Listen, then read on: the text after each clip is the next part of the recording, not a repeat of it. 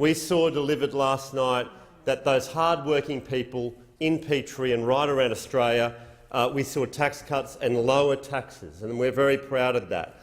For those people that are working hard, those couples that are trying to get ahead, to pay off their mortgage, to raise their kids, we saw reward for effort, where we will hand back their money. We're looking after the environment, we're guaranteeing essential services, and we're able to do all this, Mr Deputy Speaker, because of a strong plan that the Liberal National Party took to the last election, and that was a plan for jobs and growth in the economy. The Labor Party would have you think that these things happen by accident. If you listen to the member for Rankin, it's a global upturn. You know, it's all an accident. That's why you've got another $40 billion in income this year. Well, the member for Rankin misses the point that the coalition had a dedicated plan around free trade agreements, around business tax reductions, around defence manufacturing, around innovation and bringing manufacturing back. All of these things we took to the election, and we've seen 400,000 jobs created in the last 12 months. 75% are full-time, and 1 million jobs since 2013. These things don't happen by accident, Mr Deputy Speaker, and last night's budget was a great budget because we're rewarding those Australians. We want to see them keep their own money. 66,223 people in Petrie will receive a tax cut starting in the new financial year in 2 months' time. So in the 2018-19 financial year, 66,223 people in Petrie will receive a tax cut. That's a high school teacher earning $75,000 a year will have an extra $530 in their pocket.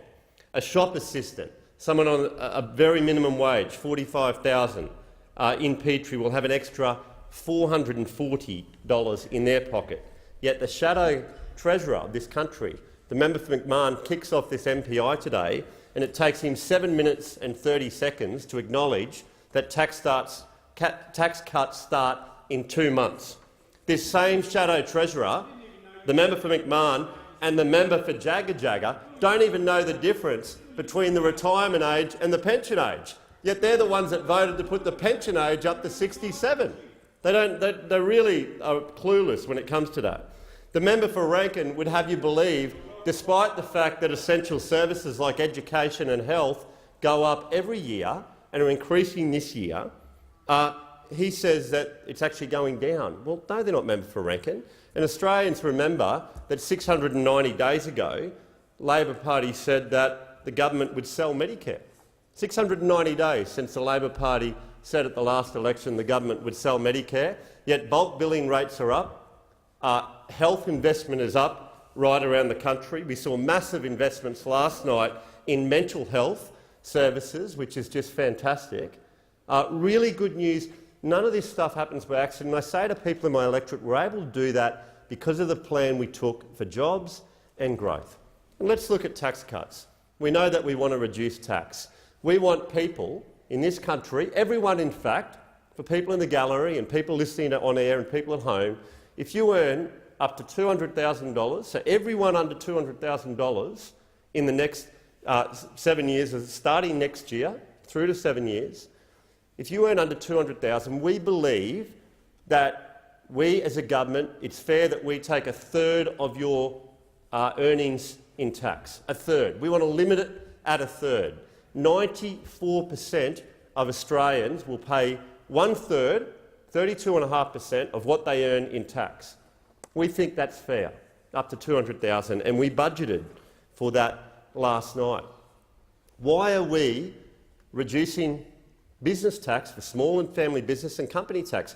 They would have you believe that we just give this away. You think we like to give tax away for the fun of it?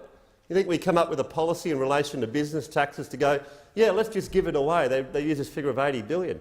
Why do we give it away? Because we know, and we have evidence in the last 12 months that jobs are being created. It's all about the people in our electorate. It's all about Australians, and last night's budget delivered in spades.